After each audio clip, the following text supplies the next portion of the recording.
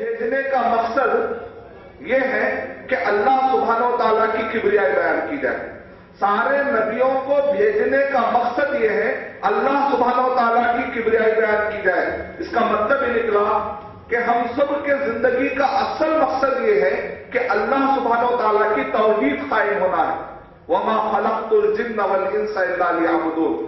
سورہ ذاریات سورہ نمبر 51 آیت نمبر 56 میں اللہ تعالیٰ کہہ رہے ہیں کہ میں نے جنوں اور انسانوں کو صرف اس لیے پیدا کیا تاکہ وہ میرے اکیلے کی عبادت کرے.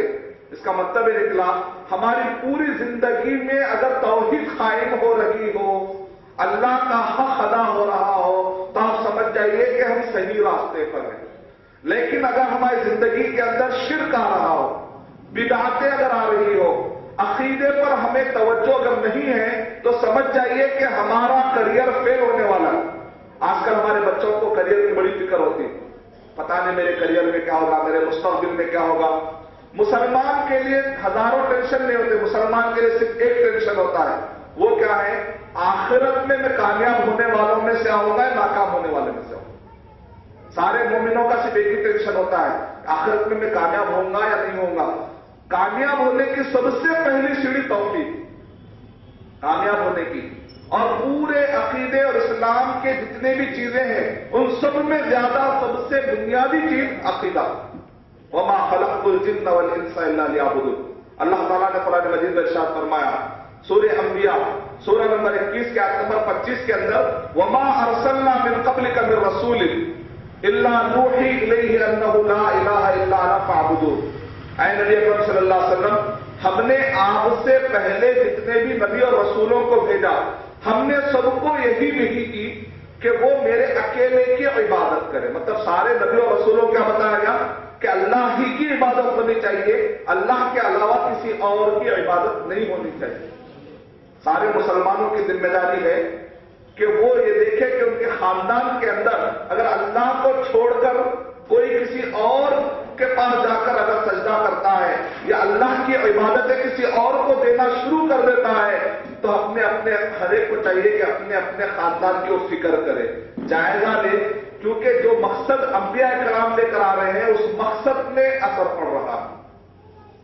اللہ تعالیٰ نے قرآن مجید میں ارشاد فرمایا سورہ انعام سورہ نمبر 6 کی آیت نمبر 88 کے اندر اور اس کے بعد کی آیتوں میں 18 نبیوں کا اللہ سبحانہ و تعالیٰ نے ذکر کیا.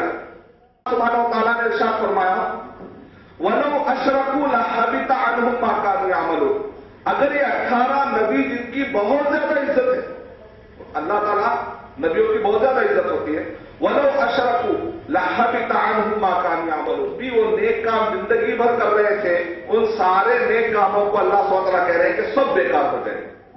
اللہ تعالیٰ نے قرآن مجید میں ارشاد فرمایا سورہ زمر سورہ نمبر 39 کے آیت نمبر 65 کے اندر وَلَقَدْ أُوحِيَ إِلَيْكَ وَإِلَى الَّذِينَ مِن قَبْلِكَ.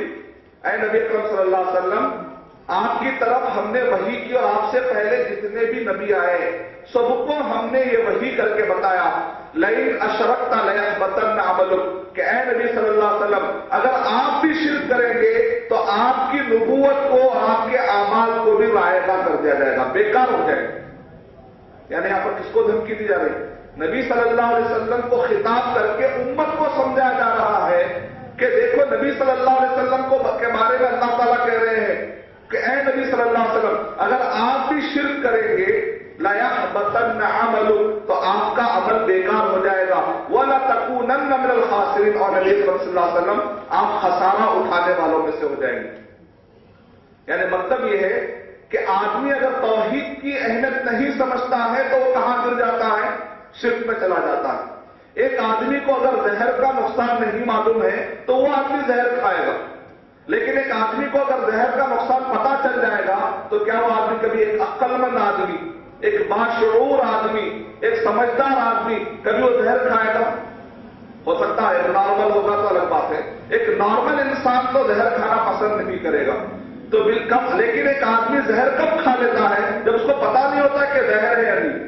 ایک نارمل انسان غلطی سے زہر کب کھاتا ہے جب اس کو زہر کا تعارف نہیں ہوتا ہے, تو تب جا کے وہ زہر کھا لیتا ہے نارمل انسان. بالکل اسی طریقے سے بعض اوقات ہم میں سے کئی لوگ شعور رکھنے والے بھی اچھے خاصے عقیدے والے بھی کبھی شرک میں چلے جاتے ہیں. اس کی وجہ کیا ہوتی ہے؟ ہم کو توحید کا صحیح تعارف نہیں ہوتا.